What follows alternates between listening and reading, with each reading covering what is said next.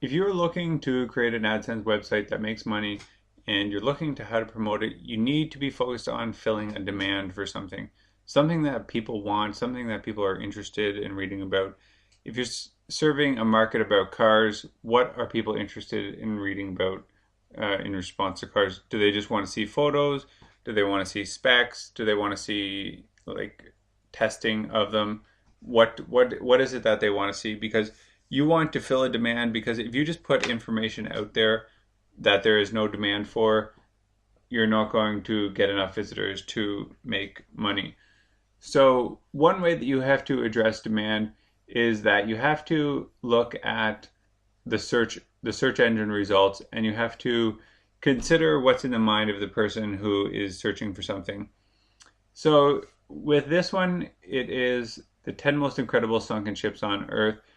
Now, there's a couple things with this. Number one, it isn't 10 sunken ships on Earth. It's the 10 most incredible sunken ships on Earth. You have to think of every headline as a sales piece. It has to sell the article. You have to create that demand. And this is just a continuation of that. What are they going to find whenever they visit the website? So you have to think in the person's mind and just do it to the best of your ability. Now, it's not only this that determines the success of the article. It's also how many links, like how many people are linking to this article, and how much authority your domain has. But this is a very important piece.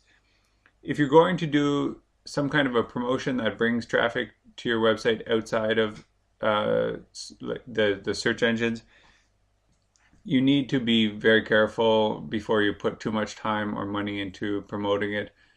This is one that I had done that didn't work out too well because nobody wanted to go to the website from here. Now, if there's something that I could do that would provide more in-depth information, let's say as an alternative idea, so this is a home and garden website, it's not very specific. Perhaps if this was a do-it-yourself website, so let's call it a do-it-yourself home website, and I put an article on how to create the perfect lampshades, and then I link to the article, then people might be interested in it because I've created demand for the article. It's more like the do-it-yourself thing can't be contained on Facebook. It's clear that there's too much information. So in order to go, it makes sense for them to go onto your website to see the whole thing. So think about that whenever you're promoting it. The other thing that I would recommend doing it is if your entire idea is built on I want to get a lot of traffic from Facebook, and you don't really know, maybe you think that it's too competitive on Google like search, so you won't be able to get much search traffic. Before you even build the website, build the Facebook page and test to see if you can get people to go somewhere. So you don't even have to link to the page that you're going to do. If you think that, for example, if you think that you can take my idea and create a do-it-yourself website, then create a Facebook page first, a do-it-yourself, and you'll probably have to spend some money to buy some likes to get the page started, um, and and test to see if you can get people to go to any web page. Send them to homeandgarden.com or something like that.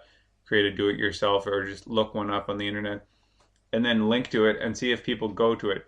Now you can track that. You'll need to track to see how many people click on the link. If you look at your insights on Facebook, you can see that, or you can go to bit.ly, that's bit.ly, and you can track your links through there. But it's an easier way to do, especially if your whole idea is relying on the Facebook page. Then don't spend all the time building your WordPress. Just test it out with the Facebook page first. So that's a good idea, just basically in general. Find out whatever your assumption is that the thing is going to work, and test out that assumption first.